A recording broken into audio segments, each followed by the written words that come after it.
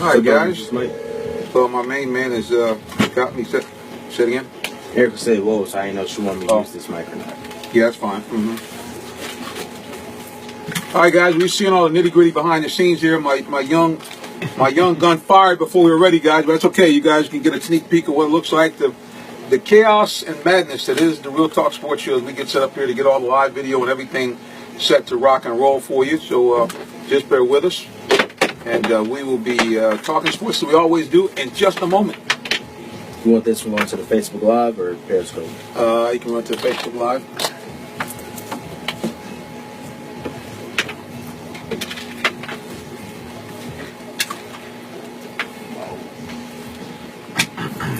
Let's see where the thing goes.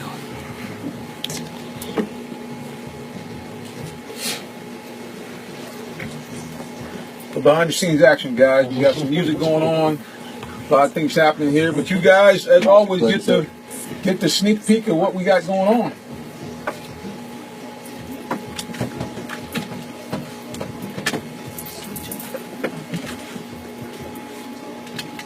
A little switching around here.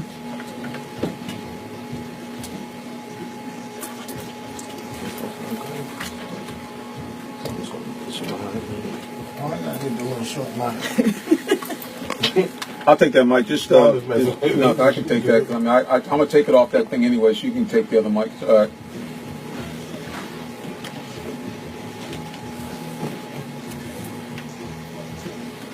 Got 40 seconds. All right. Listen, I can't find the headphone jack. And where's the other cord? Yep. Right here. Or we want to plug that one up because this can't go into the iPad. So no. What are you guys doing? What's up? All right, no problem. No. Where's the other cord? Remember, we have the other one specifically for that. Where's that cord? The little red one? No, we have. Where's the other cord? The main one we always use. Is it out there? Well, that's the only cord you got me. Huh? All right. 10 seconds. So do we need to unplug this one here? 5 seconds.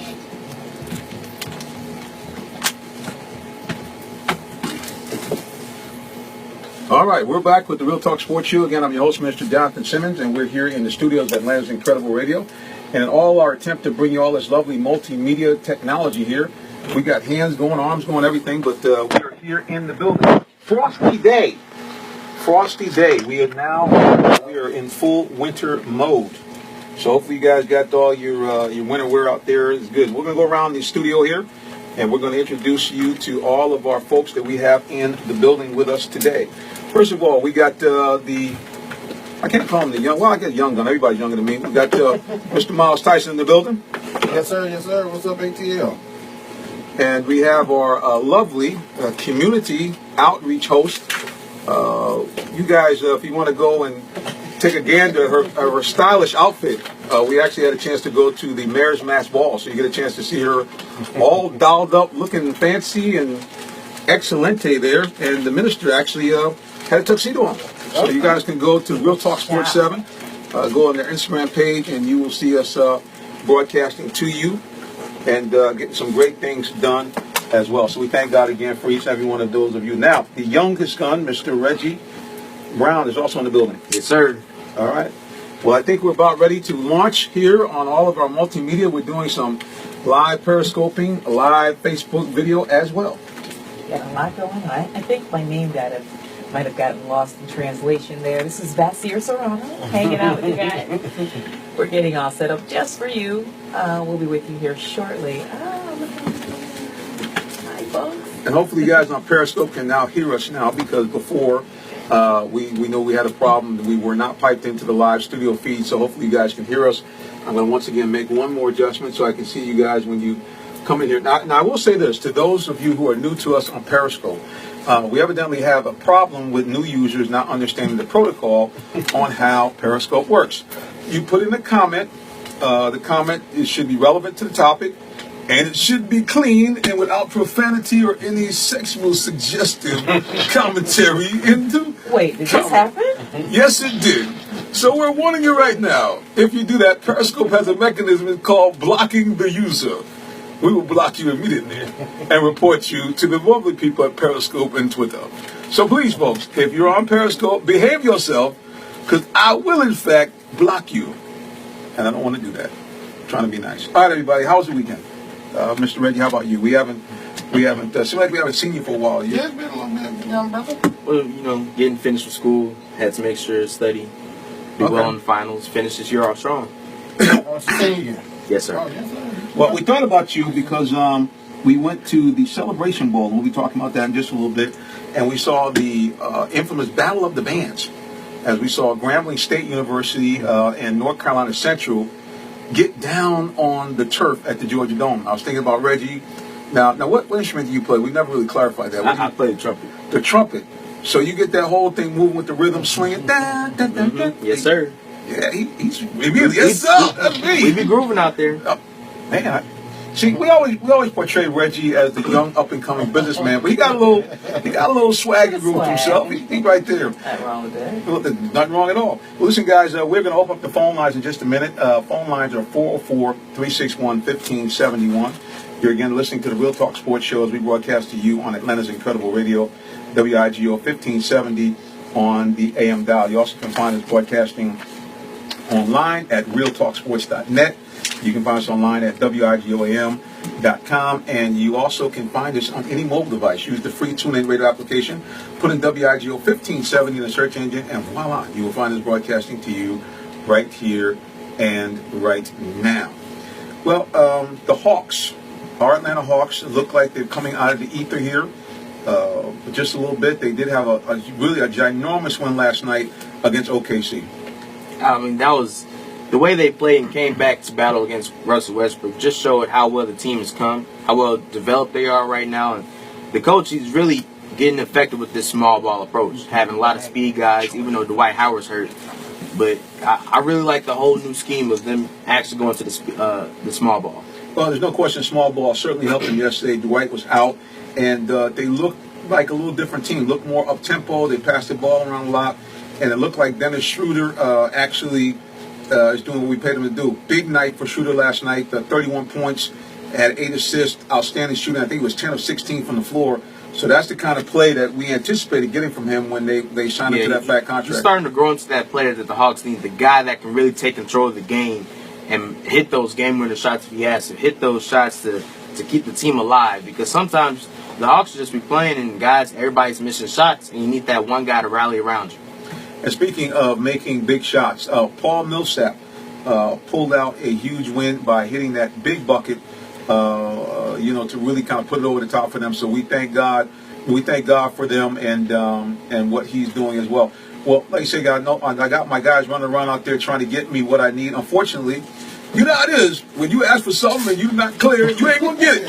So I don't have what I need there with Mr. Miles, but we're going to take that in the break and we'll get what we need here. You know how it is. When we're doing all this technology, guys, there's always something that's missing, something going on. But like you said again, we thank you. Like I said, Hawks 4-2 over the last 6 games. I guess the big question is that have they righted the ship? That's the question. I wouldn't say they ride the ship just yet. The Hawks tend to have this thing where they go up, win 5, 6 games in a row, then lose 7 games in a row. They need to start being more consistent with these. Like Dennis Schroeder, he can go 31 points in one night, but the next game only put up 14. Well, I guess that is the thing we're looking. Minister, Here we go. Joe Johnson back in the days, you get your 35, 40 one night, then 10 the next night, then go back up to 40, then you get your 8. I'm like, dude, he's like, we'll see. You know what I'm saying? We got a superstar here, Mr. Howard. Now, where you from again? From Tennessee. You from Tennessee? Yes, sir. All right. Okay. You sure you from Tennessee? Yeah, I was raised here in Atlanta, so I am. So y'all, what y'all don't understand is I want to be a Falcons fan and a Hawks fan. I want to be. And what's what are they? They're not giving me nothing to, What's stopping you there? I mean, because you seem like you have no interest in Atlanta teams at all. I am interested. I'm interested. Excuse me, I should say you're not interested, but you're interested only in, just throwing shade. No, I gotta give it to him. They had Mr. Schroeder he comes to play sometime. I still heard that recording of you saying LeBron said they give him problems. I'm still waiting for that. Oh, okay. Still waiting for that one. I'm going to have to dig that out in the archives. I see you put me right on there. Well, listen, we want to give a shout out to Looks like I can't pronounce that. Looks like SLIFGCM. I'm not sure what that is, but on Periscope, thank you for joining us. I don't know what that. I'm not gonna try to pronounce that, guys. We'll let that go. We thank those of you who joined us on Periscope, though, and hopefully you guys can hear the broadcast well. If you cannot, please put in the chat. We can't hear you, and we'll be more than happy to make some adjustments on the volume as well. Well, now here's the other thing. Do you think the Hawks need anything else to get them over the top? I mean, there's already not is when they were floundering, losing 7 straight games. There was talk about a trade, but I'm thinking, who can they really trade with? I mean, I'm kind of baffled to, so at the end of the day, I think they need that Thiago Splitter to help. With Dwight Howard and everything, they need a little bit more depth, consistent depth. They can score when they're out. With Mr. Corver, he's giving you the 25, 30 minutes a game, and you're getting a little bit up there in age and everything. So you got to kind of be looking a little 35 minutes, 8. That's really not cutting it. But Mr. Miss out, Mr. Consistent. Mr. Schroeder, if he can stay on that level of that 31, Well, that's not gonna happen. Yeah. Okay. I mean, give him 20.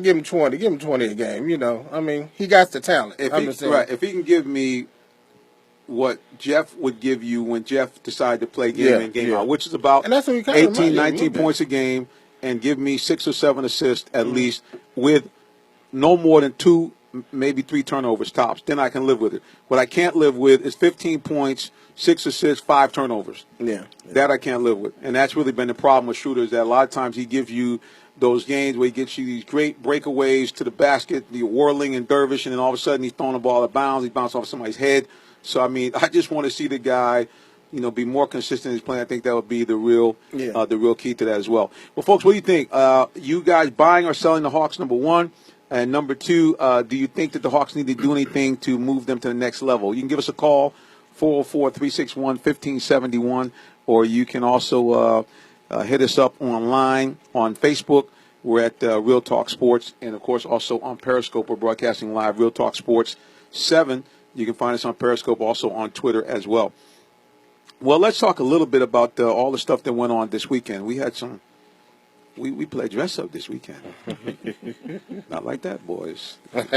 We got fancy. Get your mind right. We got fancy is right. So what do we do in all this fancy? I believe, Miss Vassier, you were with us, right? Absolutely, and it was a beautiful Saturday night and a lot of beautiful people for a beautiful cause. We got together in 2016 Mayor's Masked Ball. Mayor Kasim Reed also did a phenomenal job once again for UNCF, the United Negro College Fund, and raising funds for that. There were so many people in attendance, and even Tyrese got on the mic to assist in the auction process. And, people had a lot to say and a lot of support going all the way around about why it's important to educate our young people and why it's important to invest in our young people, because after all, they are our future, and it's very important. So we did get a chance to play a little dress up. There are pictures available. Go online at Real Talk Sports 7 or realtalksports.net. There are a few pictures. You can keep up with us and everything that's going on social media. Of course, we're here in the studio and we are taking calls. 404-36. I'm assuming that is a 1. Yeah. 1571. Again, that's 404-361-1571. And of course, being out in the community, there's a lot going on right now. We'll have more to talk about.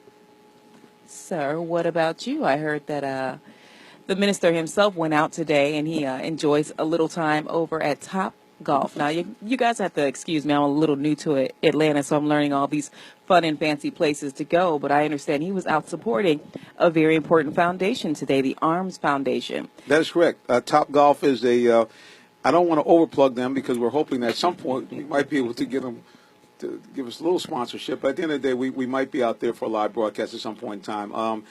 Phenomenal place, an indoor-outdoor golf facility. Mr. Reggie, look at him grinning. He's like, well, Mr. Minister, where can we go do that? Reggie, for those of you who don't follow our broadcast regularly, he is part of the First Tee program that Tiger Woods set up a few years back to really bring more minority youth, especially those inside of areas where you don't have a lot of golf presence in there. And Reggie has been been on the ground floor, seeing some great golf. Been at East Lake a couple of times with us to see the Tour Championship. So I know he's excited about possibly getting out there because, bro, they got like 3 levels of driving ranges. Oh yeah, Top Golf is a phenomenal place to have fun, talk, sports, all the TVs, good food, have a good time. So yeah. Clearly, he's been there. I'm about to say, it sounds like you may have made a stop over there, Mr. Might be Mr. on the Reggie. payroll. I had to check it out. Heard it was a big thing in Atlanta. Wow, he said, notice how he said that. I had to check it out. I heard that it was the spot to go if you were a golf aficionado like myself. And he went on over there. But yeah, a great place. The really thing about it is it's really a unique place because it does have 3 levels of actual driving where you actually can drive. You're literally up 3 stories and driving out into the driving range. They actually have a little line. They say, don't cross this line. Or else unless you fall off and get hurt and we're not responsible. But the other thing that's nice is they have a full catered area. They have several meeting rooms where you can have events. They have a ginormous bar and restaurant area. Great, of course, typical sports bar type of food. And they were very nice to have this young family come in and receive all of these gifts that the Hawks had provided along with Kent Bazemore. I mean, these kids were styling, man. They got a couple of pair of Nikes and had some Under Armour gear. So these kids will be, at the very least, be looking sharp when they come out here for Christmas time. And Kent really is a guy that, we just got to give him kudos for, what he's doing. And we'll have that interview up with him. You guys will go to the website. We'll have it up by the end of the week, and you can hear our conversation with Kent. But he talks about the fact that he was a guy that kind of came up kind of tough himself. As a matter of fact, we got a little information from his mission statement. We're going to have Vassier just read a portion of that so you guys can get a feel for the ARMS Foundation. Absolutely. I mean, Kent stepped up to the plate. He wanted to make sure the same experience that he had or he's having as a player is available to children. And so he formed the ARMS Foundation, and it's a reflection of his own experience and philosophies. And it continues to grow into a haven for children of all ages to build relationships, gain confidence, and most importantly, play basketball. And it's very focused on healthy competition, helping them to advance in health status and the welfare of children and young adults, and competition, physical activity, education, healthy life habits. So important, not just for ourselves as adults, but also for our children. Start them early and get them involved. And Kent provides an opportunity to do that with the ARMS Foundation. And that's the great thing about, what we try to do here. And now we're seeing that even the leagues are doing it. The NFL now has a weekly segment where they profile what the players are doing off the field of different charities. And it's important, man, because I think at the end of the day, what happens is sometimes we get so much bad news. We got TMZ Sports, and just it's a constant drumbeat of guys, doing some stuff they have no business doing. But when you really look at it, these guys in those incidents make up just a handful, of all the players in the NFL. It makes up probably less than 3 or 4%. So now you have a situation where you're getting bombarded by the negative of a very small percentage of guys, and you're getting very little from the guys that are doing stuff on the ground every day. So, again, we just want to give a shout-out to Kent Bazemore. Also want to give some shout-outs to Jonathan Babineau. He's doing a wonderful can drive where they are attempting to collect, I think it's 95,000 aluminum cans. It's some huge number, because what they found out is that these cans are still available to be recycled. And so they found if they could get this stuff recycled, that this money is all going to go back to the charity and help people out. So, like I said, a lot of players are doing great stuff. And speaking of people involved with the Falcons, I want to give a shout-out to our friend, the Falcons Bird Lady. Yes. She is right now having her event, Toys for Tots, doing a huge collection right down at the Ben Hill Recreation Center. So we're going to give a shout-out to the lady that rocks the feathers. And I don't know how she does it. I mean, because she's got to be wearing probably about 20 pounds worth of feathers and headgear and shoes. Well, when you fly, it makes it easy. Oh, all right. Okay. Well, there you go right there. That's Birds it. fly. But, again, we want to give her a shout-out for all the good work that she is doing as well. So, again, guys, if you have something that you want to talk about, you have some good news, something, you have a coach, you have a player, you even have a parent, please contact us here. Again, we do have an official community outreach individual, Ms. Vassier Serrano. You can send her an email at vassier@vassier.com. I'm going to have her spell that for you so we don't have a situation. Yes, Vassier at Vassier.com. That's V as in Victor, A, S as in Sam, S as in Sam, I-E-R at thesame.com. We just want to hear her say it, really, be honest with you. I mean, we just like to hear her melodious voice come across the airwaves. Don't you guys? Until I start singing. Oh, you can sing too, for real? You'll never find. Okay. Well, The good news is that we're about to go to a break, and we'll hear more of Vassier singing when we get back. When we get back, we're talking a little college football. We'll be finishing up our community outreach segment. We have a wonderful, wonderful thing going on in Atlanta for Christmas time.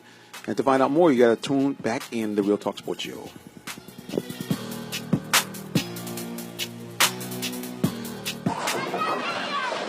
Hi there, my name is Tim Mullen, General Manager of Pinstripes Family Entertainment Center in Stockbridge. Now is the perfect time to schedule your holiday party. Big or small, we cater them all. 2 hours of bowling, shoe rental, choice of one of our freshly prepared spreads like the pasta meal or southern barbecue meal. Your holiday party is waiting for you at Pinstripes. Pinstripes Entertainment Center, 3478 Mount Zion Road, Stockbridge. Call 770-302-0786 or online at pinstripes9.com. When you need a vehicle for your business, you need superior performance and quality service. You need Bellamy Strickland Commercial Trucks. They're in McDonough, Georgia, just south of Atlanta, and can meet your Isuzu, GMC, and Chevrolet commercial truck needs. Their friendly staff will help you find the fleet trucks and vehicles you need at a price you can afford. Their 35 years of experience and commitment to quality have earned them the loyalty of customers throughout the U.S. Check out the website at www.bellamystricklandtrucks.com or call John Winter, the general manager, at 770-954-3017. Bellamy Strickland Commercial Trucks, the truck capital of Georgia.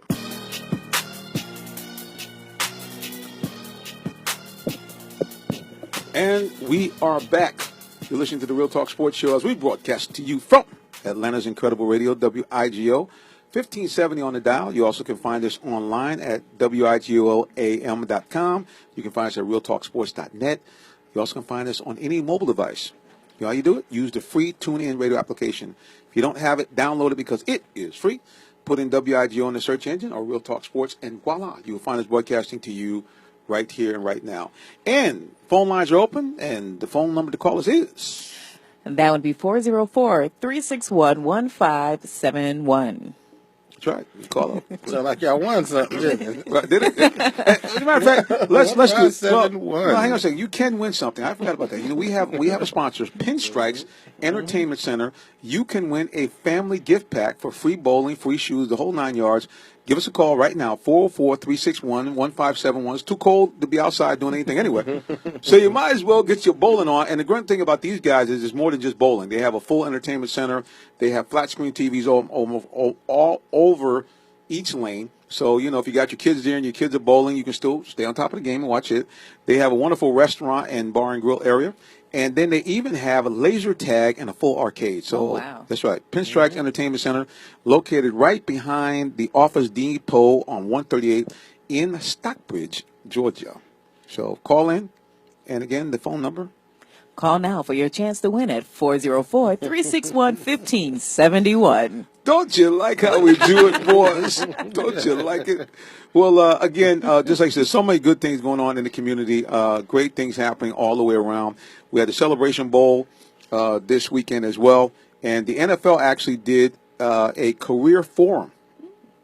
What they did, they reached out to the conference of the two teams that played, the SWAC conference, which is the Southwestern Athletic Conference, for those who are neophytes to the HBCU setup, and MEAC, which is the Mid-Eastern Athletic Conference. They had students there, man. First of all, it's just good to see the young guns out there, you know, trying to make the next step in their career. Yeah, dude. Like you. Yeah, I mean, that's a very big deal with these college students. These guys being able to come out with the NFL and see what's next for them, see what's going to happen after they graduate, maybe get some internships and start their own thing. Well, the other thing that's pretty cool is, you know, looking at it again, and I know sometimes people say, well, you guys always talking about the black thing. But, I mean, at the end of the day, we want to make sure, because there's so much negativity, so much, you know, angst going on right now. We just want to let people know that there is hope. There's a lot of great things going on in this nation. Flawed though they may be, there's a lot of good stuff that is still yet happening. So we want to encourage people to stay the course and to not kind of get sideways when these things happen, because they're going to happen. Like I said, the NFL reached out. They had some players there, and what really got me was the number of young African-American executives Either guys were VPs or general managers on the teams. They were public relations managers, and now they call them communication managers, because the guys were saying that so much things happen now in real time with social media and other things that these guys have to manage. And to see that, as a matter of fact, to see a former player now in the upper echelon, Troy Vincent, a former 5-time All-Pro, played for the Eagles, big-time hitter. He is now a vice president in one of the divisions of the NFL. That's excellent. Yep. Amazing. Yep, guy, graduated from Wisconsin with honors and just a sharp young man. But he talked about the fact that, it's a process.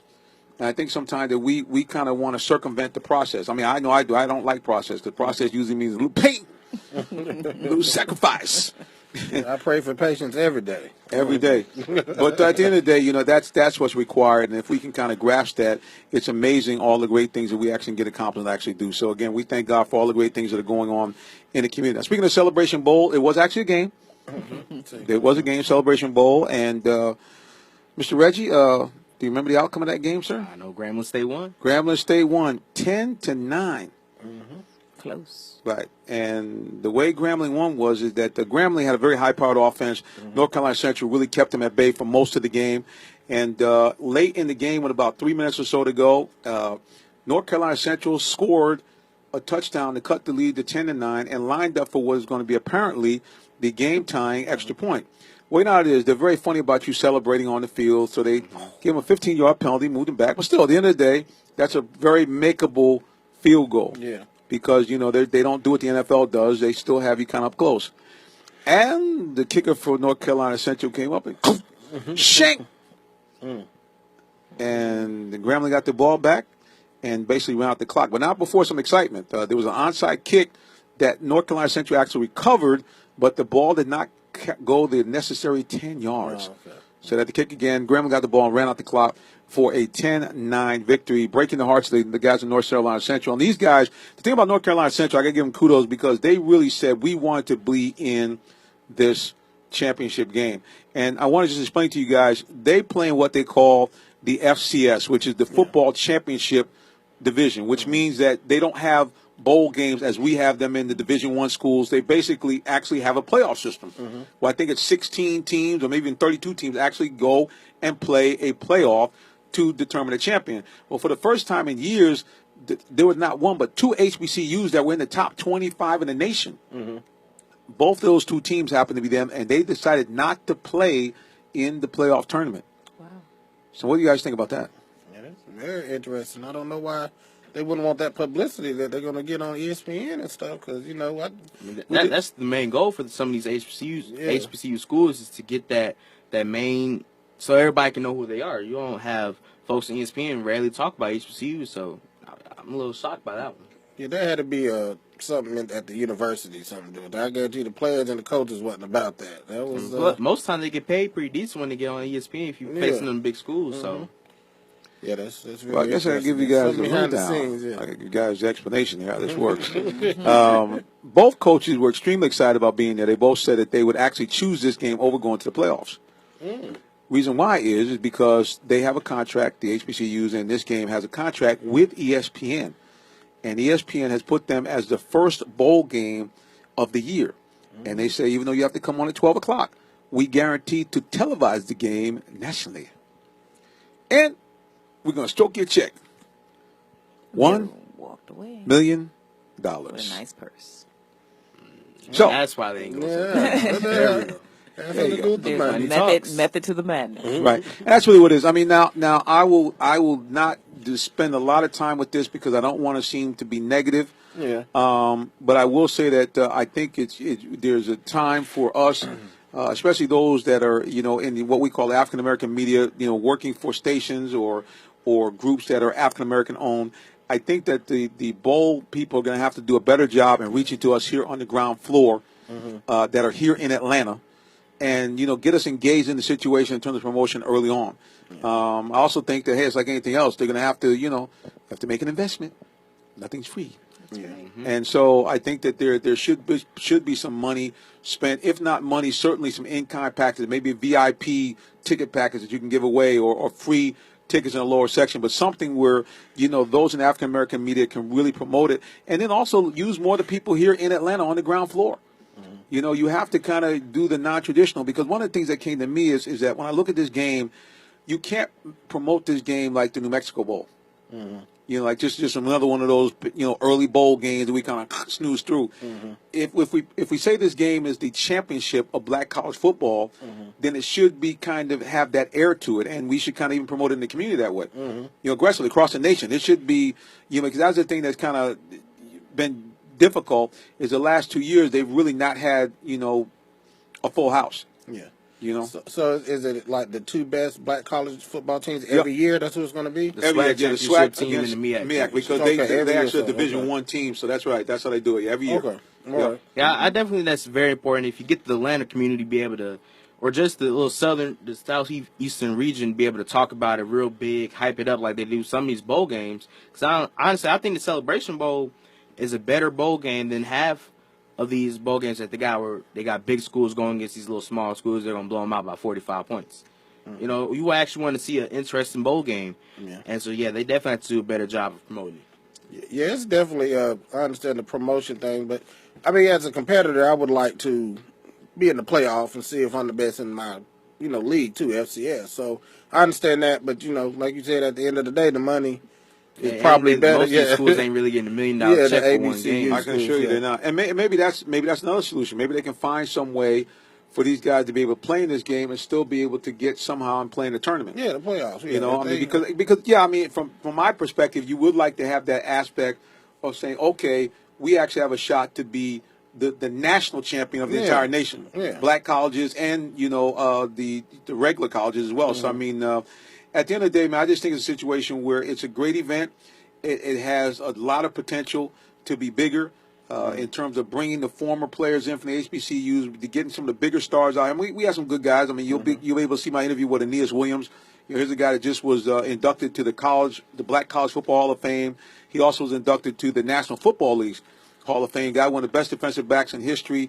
And I loved the interview with him because we didn't walk the same path, but he in a more advanced way walked the path I walked in. He's in the car business. He actually owned a car dealership in St. Louis area. He is a pastor. And guess where he pastors in the St. Louis area? Where do you think his church is located? St. George. What? You say it again? What was the guess? George. No. I don't know. He took a shot. He actually is a pastor in Ferguson, Missouri. Oh, wow. Yep. And like I said, you guys will be able to see that interview at the end of the week. He tells me a great story of the conversation he had with the mayor of Ferguson in real time. He actually got a call right after the incident happened, and just a tremendous testimony of what he's doing. He said that's where he felt the Lord wanted him to be, was right there in Ferguson, right in the middle of it. So, again, just was great to see him and see some of the other guys that, had played in the league, played in done great exploits in college. Again, Celebration Bowl, Grambling wins 10-9, great potential, but I just think they need to do a little bit more to bring a little bit more excitement to that game. Well, speaking of excitement, no lack of it here, college football playoffs, then there were 4. We got the Ohio State Buckeyes. I get it straight. Ohio State. No, Ohio State. Against the Clemson Tigers and the Alabama Crimson Tide squaring off right here in Atlanta against the Washington Huskies. All right, guys, give us some rundown on those two games. First of all, let's take a look at Clemson versus Ohio State. Best player in the league in the NCAA right now, Deshaun Watson. That's just my pick. I think he's a better quarterback than Lamar Jackson, but hey, he's definitely. You said that a couple weeks ago. And then he looked at me really, Mister, yes. I'm just letting you guys know I'm not riding on the ACC bandwagon. But yes, Deshaun Watson, I think they're going to have a hard-fought game down to the wire. I don't really want to see the Alabama versus Ohio State. I know a lot of Alabama fans want to see that, but I want to see something different. I want to see Deshaun Watson, see what his test can do against a Nick Saban-type defense. That's really going to show how he's going to be able to play in the NFL. Reggie. I said Nick Saban defense. I know. Urban Meyer, my bad. But, Reggie, you are aware that Clemson played Alabama last year in the championship game. You aware of that, right? I was talking about. No, you can get on the mic. Go I was talking about when Ezekiel had 256 yards. But that was 3 years ago. Right. Let's leave that alone. That's 2 years ago. That's all right. You're all right, Reggie. You're all right. See, that's why after you stay away from the booth a little bit, you get a little fuzzy. It's okay. That's okay. But yes, but that game was in fact one for the ages. I mean, it was a game that they went back and forth, and Alabama, held off the late surge by Clemson. But there's no question Deshaun Watson gave them fits in that game, and I think that's the problem that Alabama has is when you have a mobile quarterback. That's the one weakness that the Tide has with that big front seven is if you can move around a little bit, you might be able to get them. Yeah, most definitely. The Clemson and Ohio State game, like you were saying, Deshaun Watson is the second best quarterback in the nation. Here we come. He got the only thing he's better really at Lamar Johnson is accuracy a little bit better on his throws. He's a little more calm, a little more older. So been in the game a little longer. This is really Lamar Jackson's first year starting full season, and he won the Heisman. So. You Tebow also won the Heisman, so. I like how he says that, and, he won the Heisman. He won the Heisman first year starting, you know what I'm saying? So, which they give the best college football player in the land, but that's okay. It's just that little trophy they give you by New York Athletic Club. Man, who cares about that thing? What does that mean? So, Clemson's going to, I'm really going for Clemson. I think they're going to get Ohio State. Ohio State's not really an offensive team. They really just like a spread little read option team. I think Clemson got more athletes on defense to give Ohio State problems, which Ohio State will have problems against because they're not used to playing athletic defenses in the Big Pretend conference out there. They don't play defense out there first with speed and everything. They play some solid defense, but it's not speed, athleticism, just like Ohio State guys over there. See, Urban Meyer's coming down here in the South, getting them Florida boys and them Georgia boys, taking them back up to the Midwest now. See, that's why Ohio State is who they are. The Ohio State University that they are, So, hold up, man. It doesn't matter where you. I don't get it. It doesn't matter where you get your players from. That's what I'm saying. Recruiting. That's what I'm saying. That's why they're so talented down there. I mean, up there in Ohio State. Urban Meyer, his pedigree down here in Florida. He done carried it up there. He know what he was doing. But at the same time, they're not going to. Please help me. Please. They're not going to be. They're not going to beat Clemson. Clemson played against that kind of talent all season long, and I think it'll be a game first half. Clemson's going to run away with it, 10 or more points second half. Wow. All right. Well, that's Clemson, Ohio State. I just want to know why every time he says Ohio State, he gives me the side eye. Well, because he doesn't want to. He doesn't want to actually say the Ohio State Buckeyes. Yeah, I'm just giving him he starts to that little thing in his neck starts to tremor like this. He can't even get it out. He can't even say the. He can't give them respect that they're due. Well, listen, guys. Speaking of respect, we're going to come back and talk a little bit more about the college football playoff. You're listening to the Real Talk Sports Show, and this is WIGO AM 1570, Atlanta's Incredible Radio.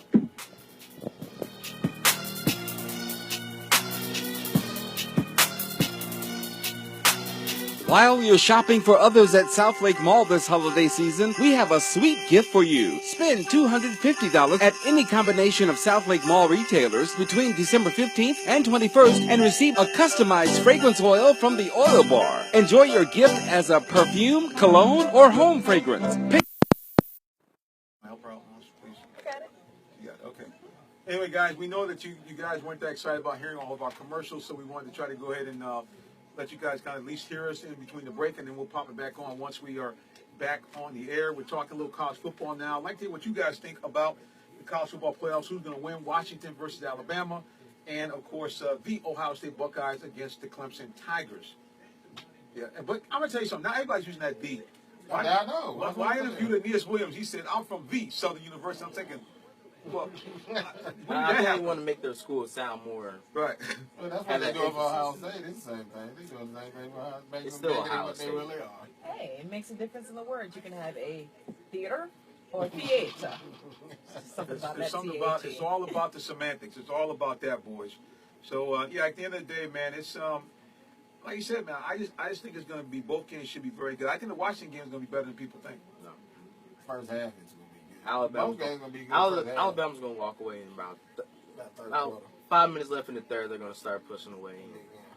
Probably win by 15 points. Well, I'm going to tell you a little something about Mr. Peterson. Mr. Chris Peterson is a guy that's been around, and he's a guy that has been the underdog before with Boise State. And, you saw how they shocked.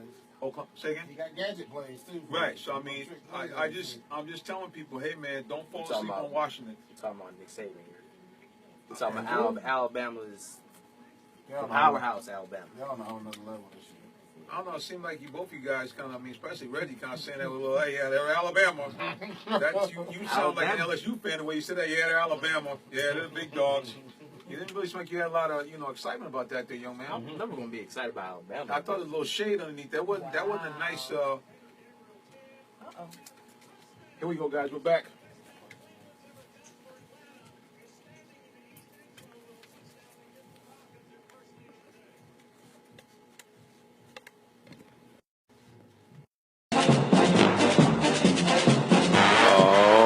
All right, we are back. You're listening to the Real Talk Sports Show as we talk a little bit more football here. Want to get your picks in for the college football playoffs, and then we'll talk NFL, especially about our hometown Falcons. Phone number to call in to win a set of family tickets to the wonderful, wonderful, wonderful Pinstripes Entertainment Center is 404-361-1571. Ooh-wee. Don't that sound like you want to call right up and say, yeah, I want me some tickets, man? Well, yeah, they're right here for you. Please, please, man, please, sir. It's a great place to go. Have a great time right here in Stockbridge. Like I said, great food, great atmosphere over there at the Pinstripes Entertainment Center. So give us a call, folks, and you can join. We had a winner a few weeks ago, so why don't you join right in here and grab yourself some tickets.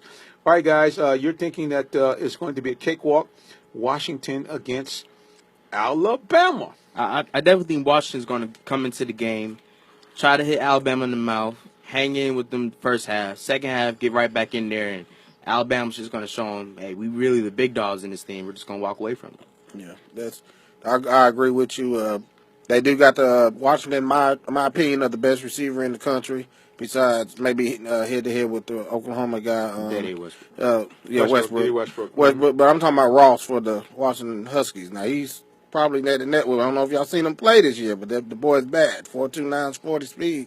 I mean, he's moving. 4.29. 4.29. He's that moving. Means he's going very fast. Yeah, so that's what that means, boys. So I think he could give Alabama some problems. If there is any type of weakness on that defense, it might be the deep ball on the secondary.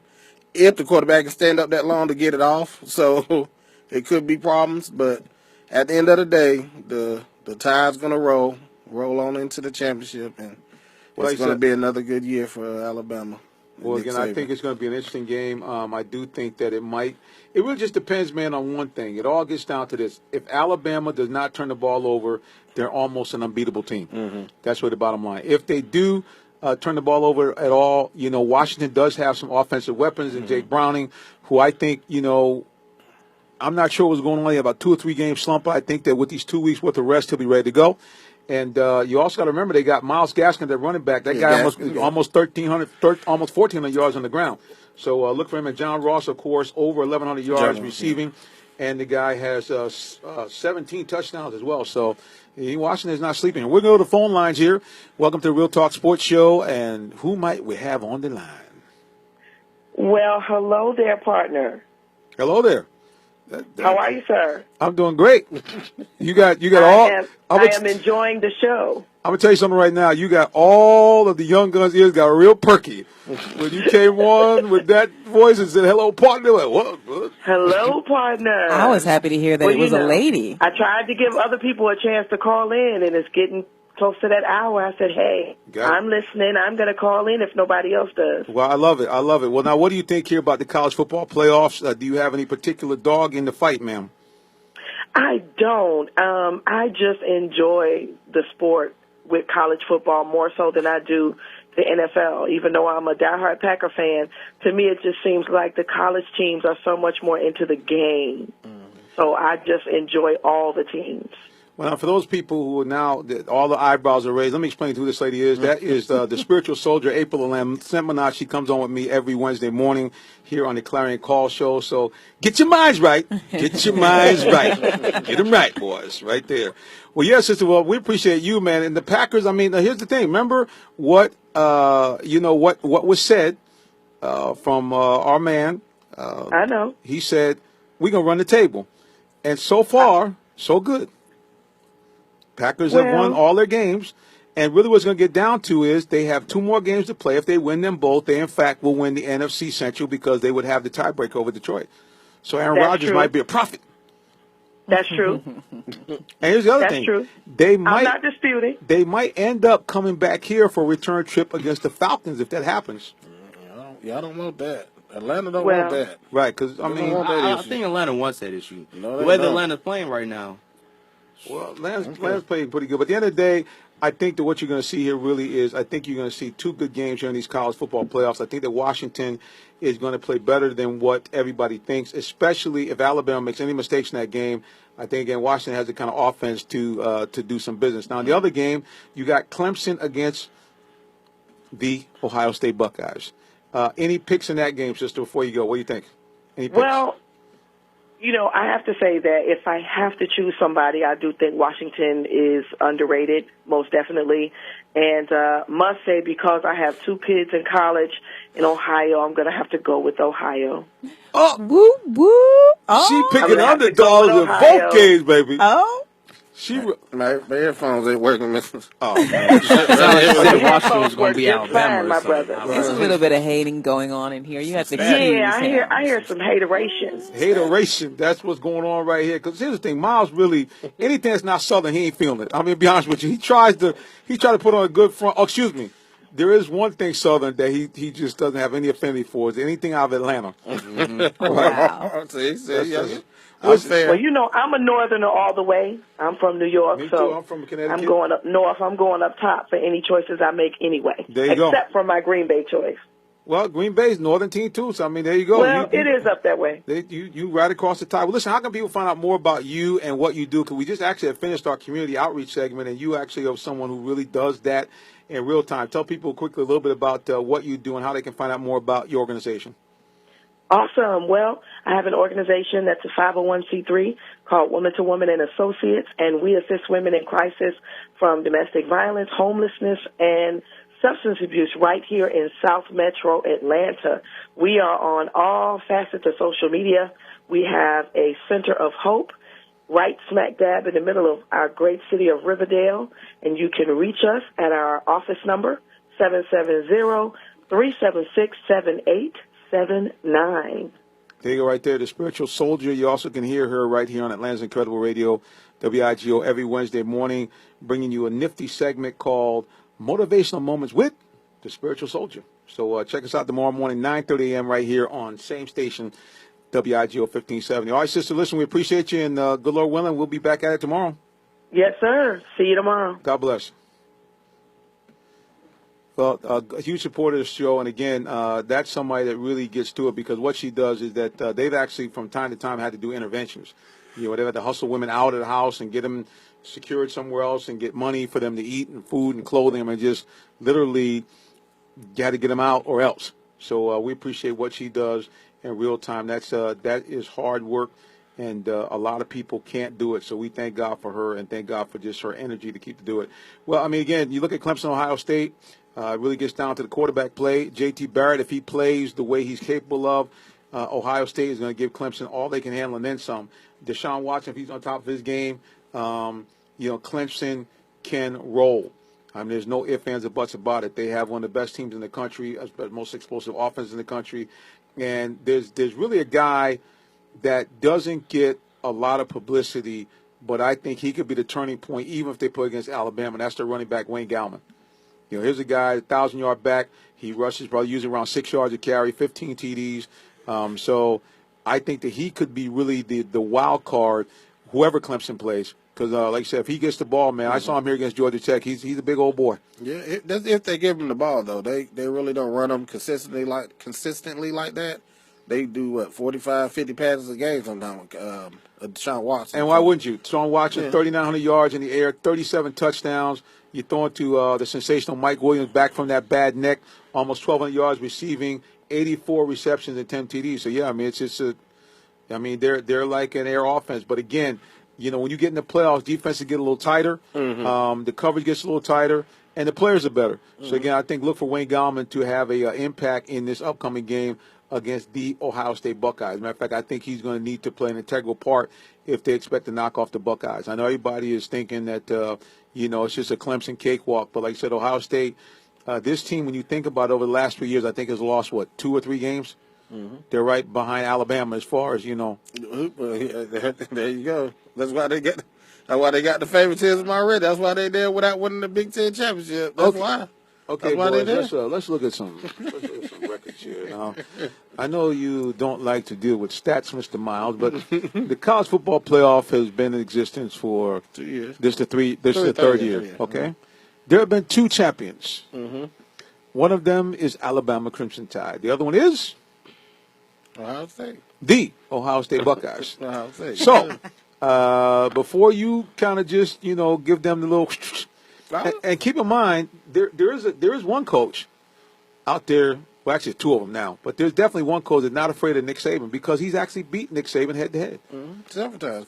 And his name is Mr. Urban Meyer. And he's head coach of Ohio State University. I'm just saying. The Ohio State. I actually got respect for Mr. Urban Meyer. He's an ex-Florida Gator coach, and I used to like him down there. Run the offense, his offense down there, the read option with Mr. Tim Tebow. The very underrated quarterback, should be playing in the league right now, so that's my opinion. That's my opinion. Heisman Trophy winner, where's he at? Okay, I see we're taking more and more shots here, boys. This is how we do it, taking shots left and right. Well, anyway, so we got the picks.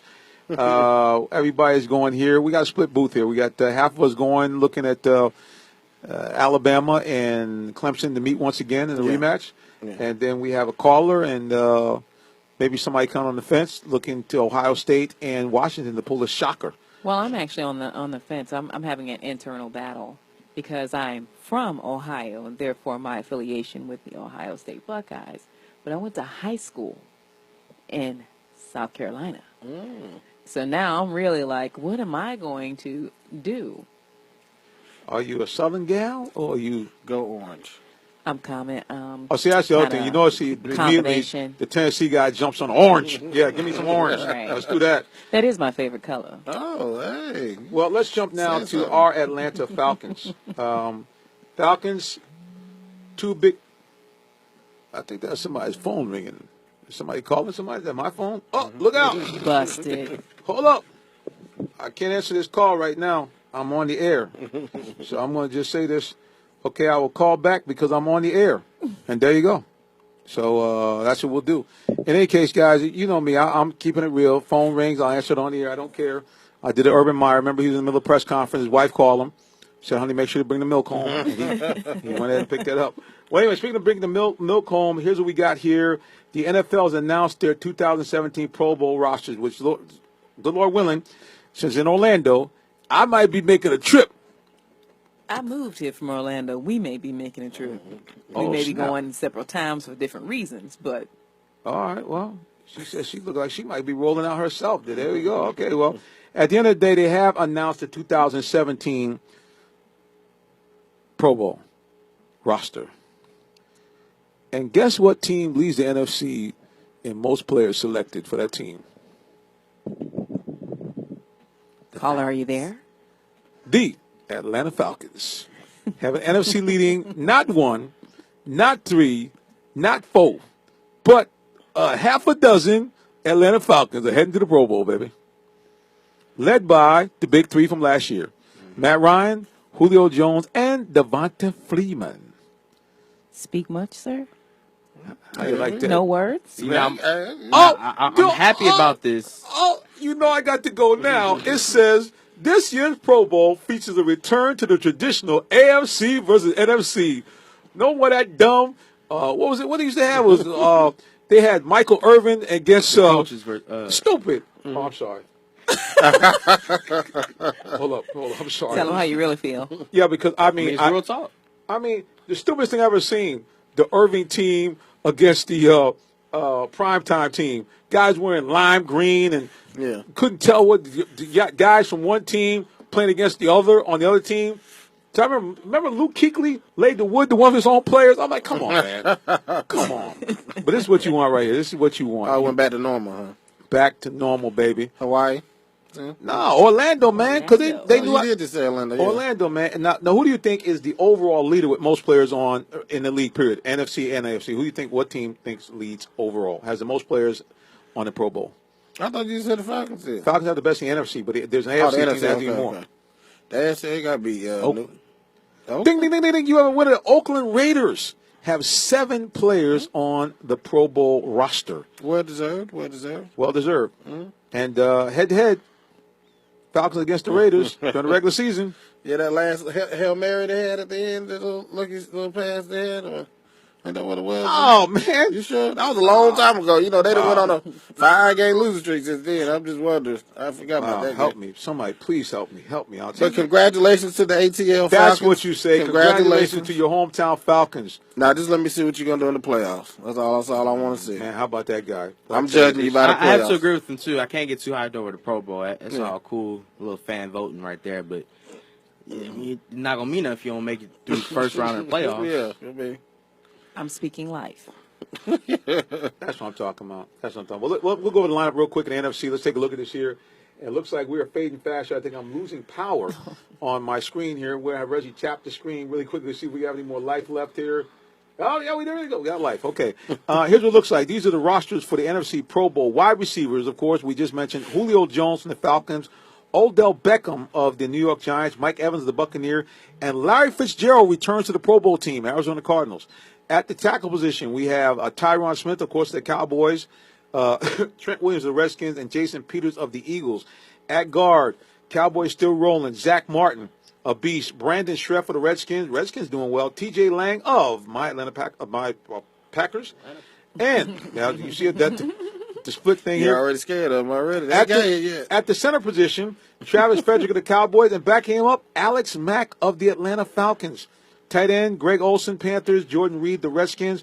Quarterback, Matty Ice, starter, Matt Ryan, the Falcons, Aaron Rodgers, the Packers. Dak Prescott of the Cowboys makes the Pro Bowl as a rookie. Running back, of course, Ezekiel Elliott of the Cowboys, David Johnson of the Cardinals, and Devontae Freeman of the Falcons is back. Fullback Mike Tolbert edges out our guy here. Pat DeMarco, Mike Tolbert of the Panthers goes ahead and get that. On defense, of course, what we expect, Everson Griffin from the Vikings, Cliff Averill from the Seahawks, Michael Bennett from the Seahawks. Interior lineman, Aaron Donald of the Rams, Gerald McCoy, Buccaneers, Fletcher Cox of the Eagles. Outside linebackers, starting at outside linebacker, number 44, Vic Beasley of the Atlanta Falcons. And guess who the place kicker is? Also of the Atlanta Falcons, Matt Bryant, Mr. Consistent, 41 years old, still knocking him back. All right, we got a caller here. I guess all this Falcon talk has shook up the lines. Caller, welcome to the Real Talk Sports Show. Hey, it's blow the roof off. Blow the roof off. Blow the roof off. Blow the roof off. Oh, we got a situation now. Here we go. Please, somebody call the fire department. We want to give a shout out to Alpuz54 on Periscope. Thanks for joining us. We also want to thank the people here on Facebook Live. I can't read that, so we're going to have Vasier tell us who has joined us on Facebook Live, please. Okay, if you say so. All right, so you're going to grab the mic so we can hear her. I can't see that. Oh, okay. I'm sorry. Praise the Lord. All right. Well, we don't know who joined us on Facebook Live. We'll check that a little bit later, but we have Blow the Roof Off on the line. All right. State your please, Blow the Roof Off. What you got going on? Blow the roof off, blow the roof off. You know, I'm calling about the Pro Bowl already. You know, I'm talking about the Pro Bowl and talking about the Pro Bowl. You know, Pratt, you know, my man, Dak, and you know, Elliott is on a Pro Bowl, and everybody else came from the Raiders team, all on the Pro Bowl. But one thing I'm hoping, I got a couple of hopes. Well, first thing, I'm glad they moved the Pro Bowl from Hawaii, because a bunch of thick men with their shirt off, with tattoos all over their body, and a bunch of thick sisters that wasn't sisters, but they look like sisters, but they thick like sisters. But that's another conversation. Now, back to this conversation here. Now, I hope that my great buddy, number 22, from Dallas Cowboys, you know who that is. Yes, I hope Smith, he on the yes. sideline with the same outfit he had on Dance with the Star. I hope he on the sideline coaching with the same outfit on. Wow. Wouldn't that be a sight? To see him in tights all over again. Whoa. Man, Whoa, that's barefooted. Wouldn't it be something to sight on the sideline in Florida with that Dance with the Star outfit on? That'd be something sparkly for sure. Now, a couple of ideas I want to talk to you about. The Atlanta Falcons. Actually, they got 6 players on the team. I am amazed, and you are amazed. I can't believe that anybody would dare put Atlanta Falcons on any team besides their own team. I don't want them on their own team. Why they give them another team? But that's my own personal opinion. All right. I think to blow the roof off, you've not been looking at the stats. Matt Ryan is 3rd overall in passing. He leads the league, or is one of the league leaders in passing efficiency, and he could be the first player in years since, well, actually I shouldn't say, he should be the first player since Tom Brady to average 300 yards in the air and a 110 or above passer rating. And there was an interesting stat. They said every person who has reached that level either won the MVP or finished second, one of the two in the balloting.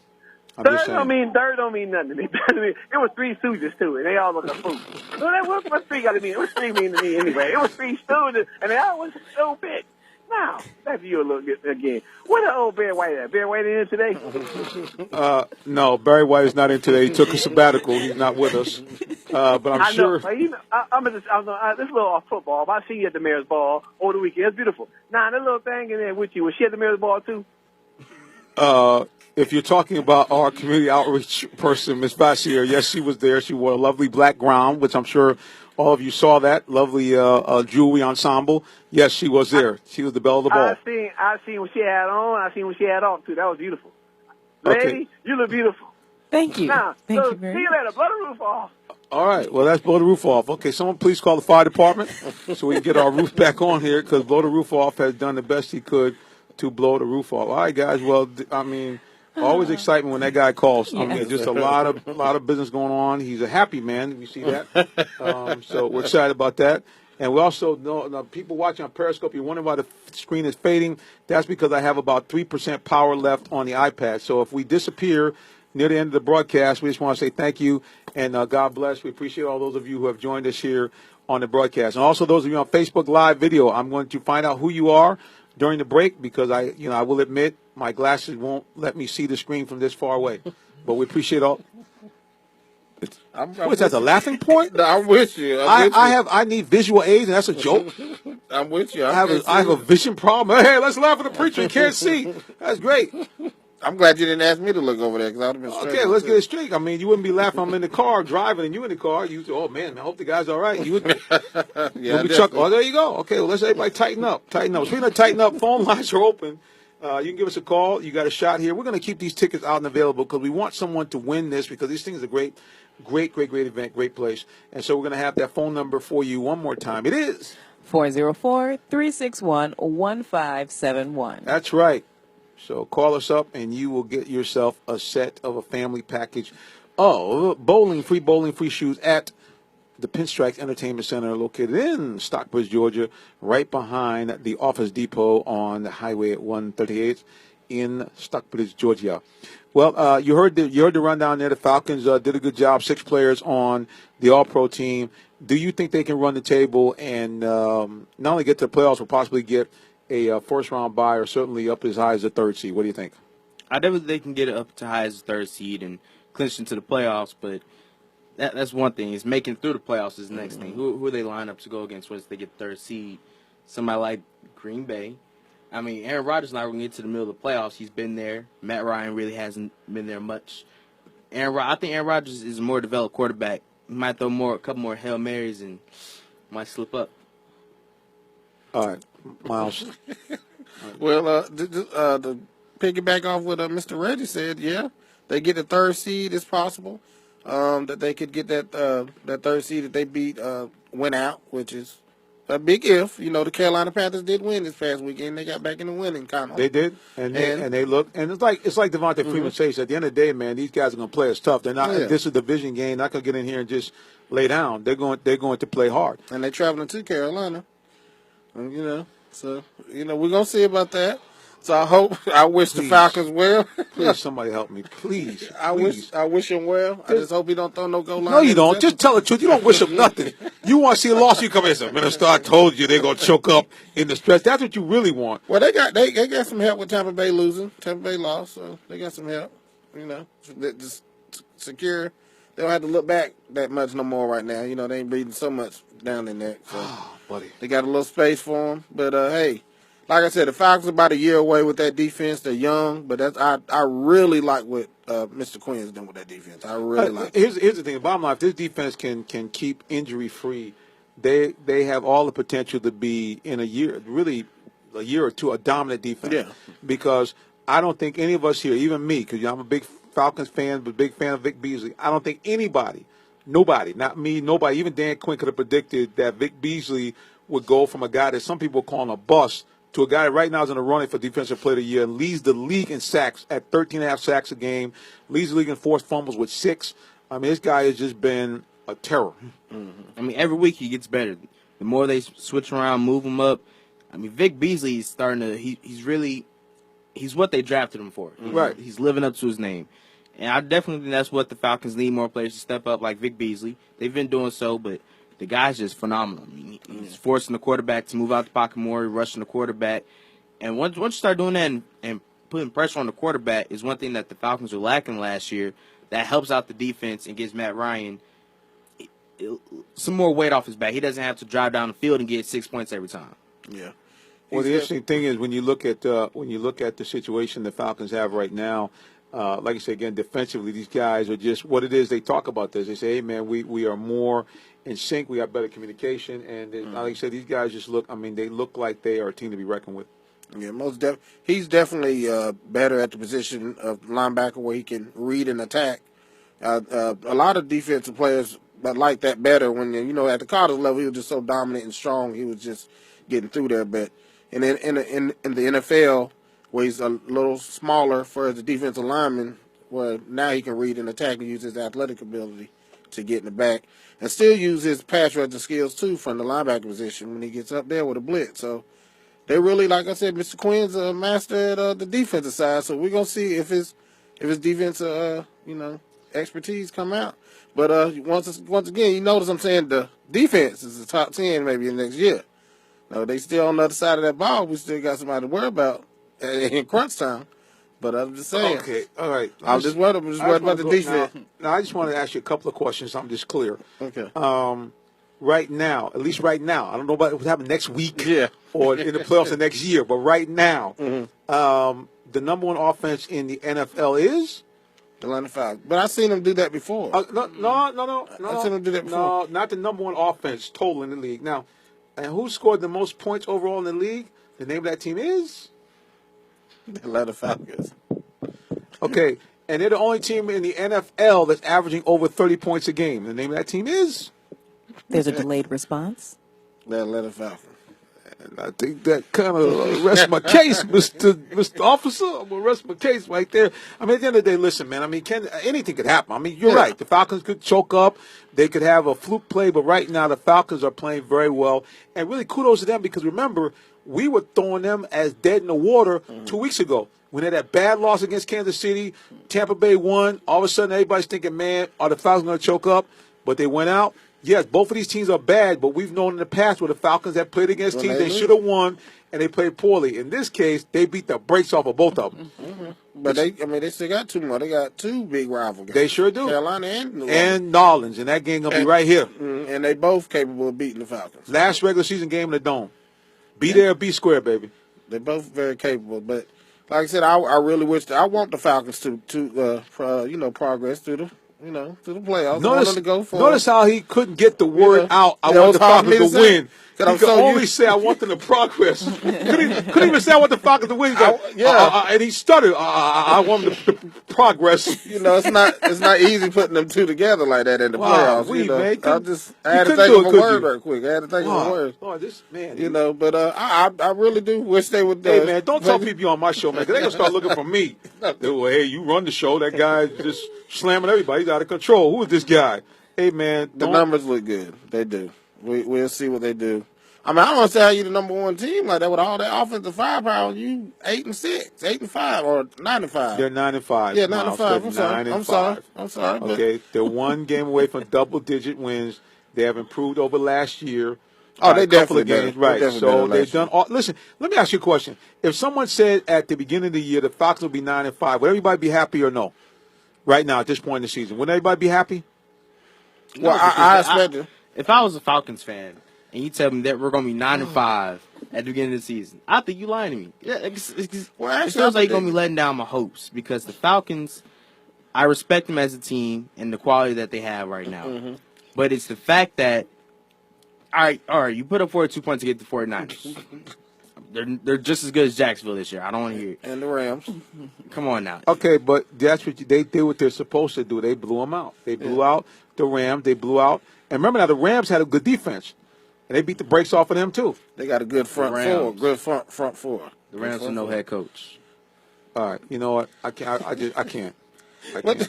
Well, let me ask you this, man. Yes. Do you truly believe right now, in your heart of hearts, do you think Matt Ryan has matured enough to lead the Falcons to the Super Bowl? Well, Do it's, you not, truly it's believe- like this. It's not even a matter of maturity. The guy's been in the league for 9 years, so it's not a matter of immature, not mature. The question is, I still see the old, can he avoid the bad turnover?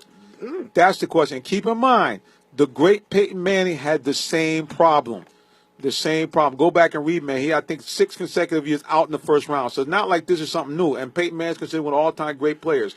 And remember now, in both Super Bowl appearances, he was not the MVP. Neither one of them. They had to rely on their running attack. And matter of fact, go ahead, Reggie. Sounds like you're saying Matt Ryan can take the Falcons to the Super Bowl. Absolutely.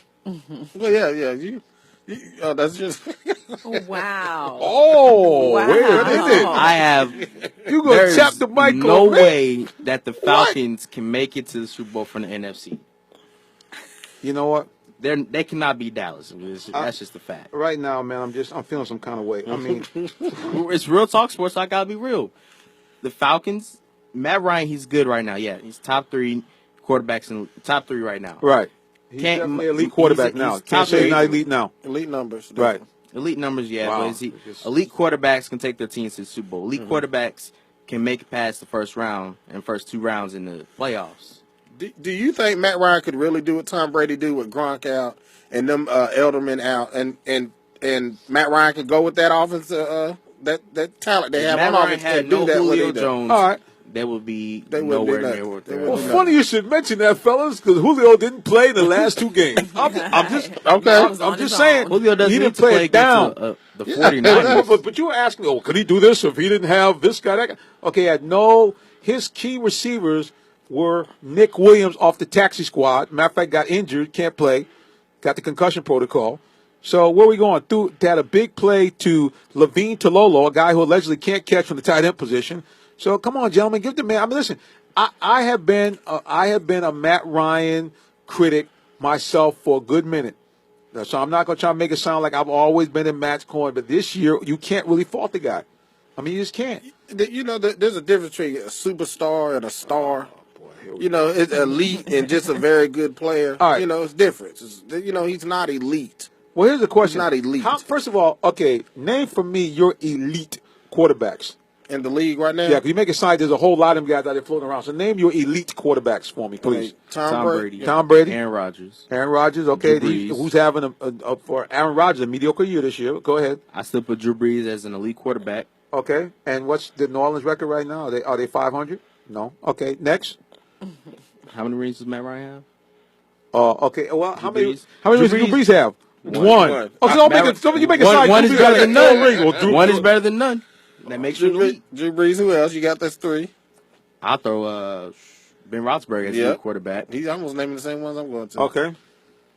All right. What else do you need? Well, it's not that many. There's 4. No, So you make it it's sound more. like I just got to think. There's Russell Wilson. I take Russell Wilson over him any day. okay. And over Matt Ryan with the weapons he got. Oh my goodness, that's not even. I wouldn't think All right, twice so, about so it. in other words, what you're telling me is that all these guys you predicted this year that the following guys I'm going to name would be like top caliber guys you said I got to have on my team. So in other words, you would sign up immediately. Remember now, this is at the beginning of this year. You would say, hey, man, I got to have Aldrick Robinson on my team. Aldrick Robinson. Oh, you talking about the receiver? Right. I got to have Mohamed Sanu on my team. I mean, Even at this point, I still wouldn't say I got to have him on my team. But I really predicted the Falcons to win at least 9 games this year. I predicted them to be 9-7. Right. I predicted that. Just buddy talk. At church and fellas around the crib. so if they could somehow squeeze out a win the next couple of weeks, they've exceeded your They expectations. exceeded my expectations. There you go. Yes, they would have. Wow. I think The bar's low. I mean, so they can hop over now. But listen, here's what's making the Falcons a dangerous team. Let's once again look. Matt Ryan was able to distribute the ball around to some guys that weren't named Julio. He distributed the ball to 9 different guys. Even again, Levine Tololo now has become this deep threat. He's always getting open for that one big play. Yeah. And Taylor Gabriel, another big game, averaging 20 yards reception. And Aldrick Robinson, guy, 4 catches, 111 yards. And the guy I've been talking about, which I tell everybody, watch out for this guy. Okay, because we know about Austin Hooper, certainly we miss the tight end that's out now. I can't believe my mind is kind of going into a fog here. But right, Jacob Tammy. Mm-hmm. I'm telling you, this guy, Josh Perkins, is the real deal, bro. Mm-hmm. At tight end, he's the real deal. 6'3", 227, really plays the position more like a wide receiver. Great speed, strong. I think once he really kind of gets his feet under the ground, remember they got in the doghouse because that bad fumble and the and the penalty, which cost the Falcons that game. Mm-hmm. But this guy, I've seen him in the summer camp. This guy can go. I mean, he's a serious beast. So you might have another weapon just waiting to come off. And again, these guys are taxi squad guys, man. These guys come with the taxi squad. They're backups, third stringers. You know, There's no Julio. but that's what we talking about. His game from the whole season. Right. He got to have Julio Jones. He got to have. Well, I mean, to go to. They would not have 9 wins without Julio. Well, here's the thing. I can assure you, the Patriots will not go to the Super Bowl without Gronk. They did it. They did it a couple years ago. I mean, when they beat Seattle, they didn't have him like 10, 11, 12, like 11 to 12 games of the season. But for that Super Bowl, he was there, wasn't he? Yeah, well, I mean, of course, I would have made him play too. Of course, just saying. you know? I'm just saying. But, all right. Well, listen, we're going to get ready to take a little break, and I'm going to ask you guys a question. I'm going to get into a little bit of philosophy here. One of the things I noticed at the game is what he's been getting wherever he goes. Your opinions here about Colin Kaepernick. What do you think? League too hard on him? Fans too hard on him? Should he continue to keep the protests going? Your thoughts? But you got to wait till we come back. You're listening to the Real Talk Sports Show as we broadcast to you right here on Atlanta's Incredible Radio. WIGO.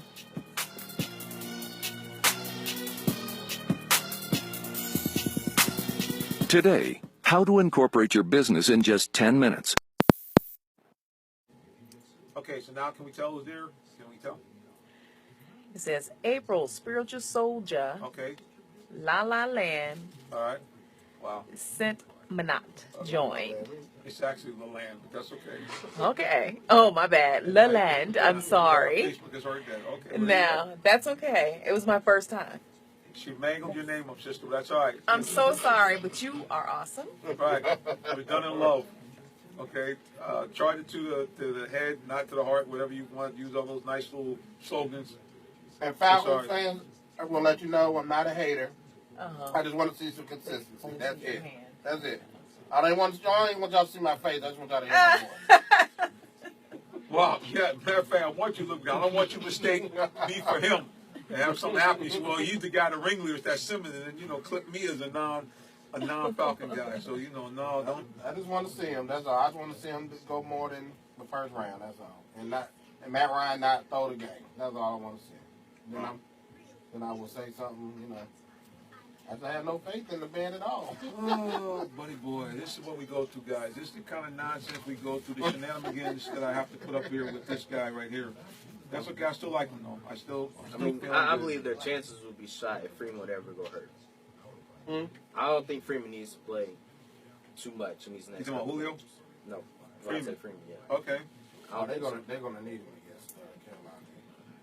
Yeah, they're gonna work him, boy. They're gonna need him. Right. Work him too much, and they'll get that first round bye. Then they got Coleman in the wings now. Remember, they got Coleman. I don't put my money on Coleman like I do Freeman. I mean, would you? Well, Coleman did put the ball down the court. Well, actually, both did really, but Freeman really wasn't a fumble. It really wasn't. He really was down. Just too many question marks for the Falcons. Just too many question marks.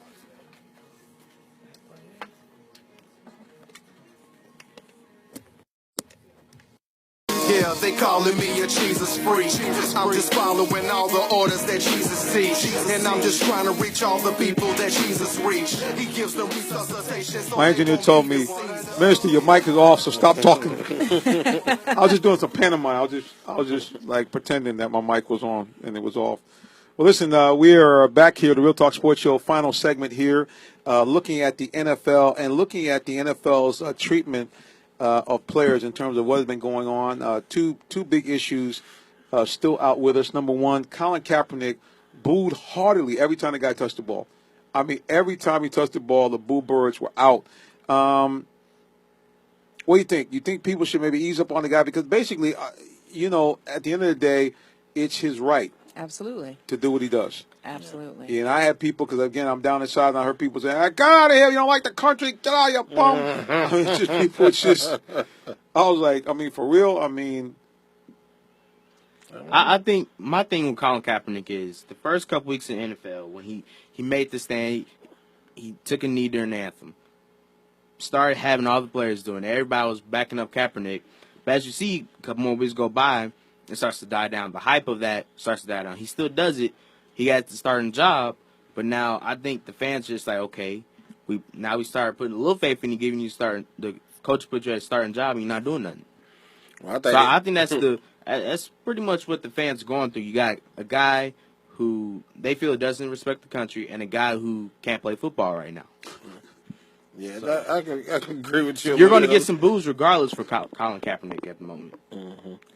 And you know he's a hot ticket right now, especially at the time when he was doing. That's when they actually started him. The 49ers was so terrible they needed to get some kind of attention or draw some attention to the to the league or to the team. So they brought in Kaepernick.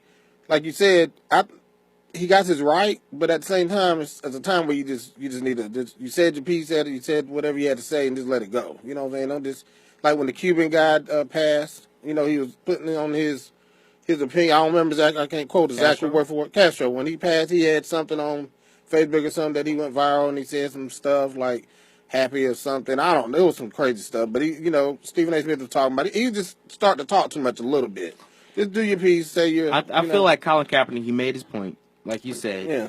But my thing is, he didn't keep going with the point. Yeah, he's still taking a knee, but he's doing a whole bunch of stuff. Yeah. Take a knee, play some garbage football, then go home. That's all you're doing right now. Okay, what did he do again? He's taking a knee, play garbage football, and then he goes home. Wow. I don't see him doing anything else actively in the black community, trying to raise awareness. What else? What campaigns is he leading right now? He's not really doing much else but taking a knee, playing garbage football. Well, I'm gonna let Bashir, because he's been trying to cut in and say something here. So go ahead, ma'am. I mean, just like all of us have a right to protest, however we choose, he is choosing to do a silent protest for what he believes in. Now, if he stops today or tomorrow, that doesn't mean necessarily that his stance on the subject has changed, because he chooses to show it out on the platform in which he holds. Whether people are going to like him for it or not, I'm not going to say they don't have a right to boo. They have a right to boo, but you need to respect the fact that he is standing for something. And the reason why he's taking that stand is because he does have the ability to be in a position so that so many people can see he has a reason for doing this. The reason why he is doing this is something that has been going on for a very long time. It's not going to die out because he stands up. If he stops taking a knee today or tomorrow, true, it's still going to continue. But he has every right, no matter what his job is. If I wanted to go out on the corner every day and take a knee on my way to work, that's my option. I do understand that he needs to play good football, but his stance has nothing to do with his job. So I think it's unfair if they're booing him because of his stance. If they're booing him because he's not playing well, that's different. But I believe the boos started before he was not playing well. It was because of his stance. So I think it's a little... there are a lot of other things going on in this world that people simply aren't taking a stance for. I mean, trivial, the way people are treating him, I believe. That's just my take. I kneel with him in the spirit. I don't have the platform that he has at this time, but you have to do something. And to your point about things fading away, he is the statue, if you will, of his point being made every time he takes a knee, where others have faded away. But the issue still remains. Well, I mean, the problem is very complex, and unfortunately, we don't have much time to really discuss it. But at the end of the day, the problem that Colin Kaepernick is having is not so much him kneeling to the anthem now, but he's done some other things which are creating more of a problem. What Miles was referring to is that before, matter of fact, I think the day that Castro died, he was wearing a T-shirt with a famous picture of Fidel Castro meeting with Malcolm X. Okay, so now, especially, that was a problem because they were playing Miami the next week. So you have Cuban reporters that, hey, man, this guy doesn't know the facts. They don't know what kind of oppression that the Fidel did. And like you said, that whole concept is, again, I'm not Cuban, so it's easy for me to sit here and say, I do know that he did some great atrocities. I do know that there was a lot of corruption in Cuba that set the climate for him to be available there. Yeah. Okay, the mafia was involved, the U.S. government. So, I mean, let's not paint this so that, Batista was some great, nifty guy. Yeah. I mean, the mob was right in the middle of it. Matter of fact, you can see sections of that in the Godfather movie. So it's a very complex of the issue. The problem with Colin Kaepernick is I'm always a guy that says, let's peel back behind the scenes. I have a question with the timing of this protest. The fact this came out right during the election, and it basically polarized and I think energized a lot of the people that end up having Trump get in office, to be very candid. The other thing, too, is it came out that Colin Kaepernick himself didn't even vote. Yeah. Now, That's people interesting. Now, people can say, oh, well, man, you have the right not to vote. But I'm saying if you're going to protest, then we know that the way action is taken in the nation is by doing political action. For him not to vote at all, I mean, it kind of doesn't make any sense. And then, putting the pigs on the socks. See, these are the kind of things He's drawing that attention just, the to wrong way me, sometimes, I just question the timing of it and why he would do it on that platform. Because, like I said, to me, all that did was just create even more stupidity from those people that now have elected a president and who's now basically backtracked on everything that he's talked about he was going to do. But that's a whole other issue that we'll talk about a little bit on a non-sports show. Well, listen, guys, as always, the time has come to a close. We appreciate all those people who have been watching us here on Facebook Live Video, the people that tune in to us here, and we'll get some final comments as we go around the room. The young gun, Mr. Reggie Brown. To everybody, have a great Christmas. Stay safe and enjoy life. Yes, sir. Ditto. Have a great Christmas and happy holidays to all. And shout out to Redemption Fellowship Christian Ministries, where chains are broken. Pastor Lawrence Williams, and service Sundays at 11 and Wednesday night Bible study at 7:30. Absolutely. Have a wonderful, Merry Christmas, safe Christmas. Have a great time. Enjoy your family. That's what it's all about. And as always, whenever you stop trying, that's when you lose. There you go, guys. Well, I was tempted about breaking into a song, have a holly jolly Christmas, all other kind of stuff. But I'm not going to do that. You know how I close out. It's very important this time of season because this is the season. Jesus is, in fact, the reason for the season. So I'm going to tell you as I do each and every week. Please, man, please, sir, if you're not saved, if you don't know Jesus Christ, your personal Savior, get to know him today because nobody loves you like Jesus, like nobody at all. So on behalf of everybody here at WIGO, my happy crew here at the Real Talk Sports Show, I say Merry Christmas. God bless you. Remember, God is on the move. God bless you and good night. Go Vols. Anytime a heart turns from darkness to light, anytime temptation comes and someone stands to fight, anytime somebody lives to serve and not be served, I know. God is on the move, hallelujah. God is on the move in many mighty ways. God is on the move, All right, guys. See the lady with the pretty face got real close to the camera there. You see her? I know y'all been waiting for that the whole time. You probably say, man, when that guy got a picture? When we gonna see the lady? Where's the lady?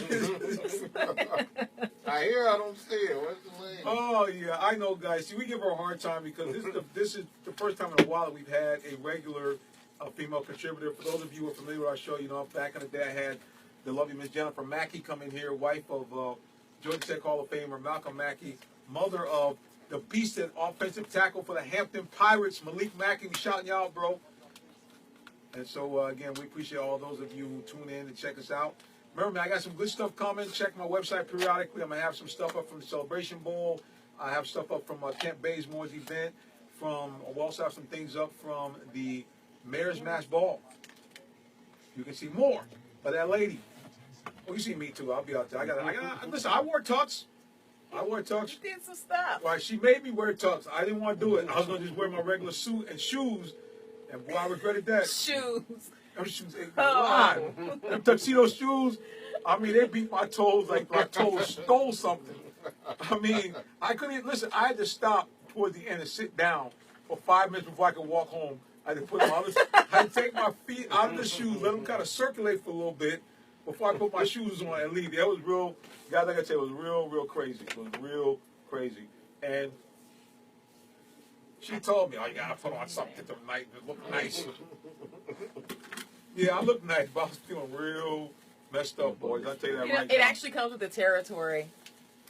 Yeah. I mean, we wear heels all the time, and we go through the same thing. So, And kudos to y'all for that. I need him to toughen up. Well, guys, I'm gonna tell you Hey, something. that's y'all putting yourself to that video. But I'm gonna tell you, she's actually right about that, and that's the other thing too. I really promise I will have this stuff by the end of the week. An interesting interview. Hopefully the audio comes through because it's kind of loud in the background. But in fact, I had an interview, the second part of my interview with Aeneas Williams, and he talked about that very fact. They have a charity in his area called Walk a Mile in Their Shoes, and literally, he said, "I'm not going to wear high heel shoes. That's out. I'm not doing it."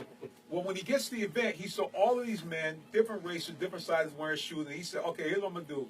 He said, "I'll at least stand on the podium with the shoes." He said, "I got to tell you, brother," he said, "I think from standing on stage," he said, "I think I walked off the stage." He said, my back of my calves were tight. He said everything. He said, "I said to myself, this is what they really mean, walking a mile in someone's shoes," because that was really, when he said, that was just crazy. He said, "I never was in so much leg pain." And he said, "That y'all do all that for us," he said, "gave me great respect." Well, anyway, guys, listen, like I said, check the Real Talk Sports Net. Also check us out anywhere on social media at Real Talk Sports 7. I already got some stuff up, a few clips and pictures from Kent Bazemore's event. We have more coming. And like I said, have a Merry Christmas. God bless you, and good night, for real. Good night, Peace. for real. Okay, we got to press the button. Help us, Reggie. Make sure the HD upload is on before you. I'm going to let y'all handle that. Right. Okay.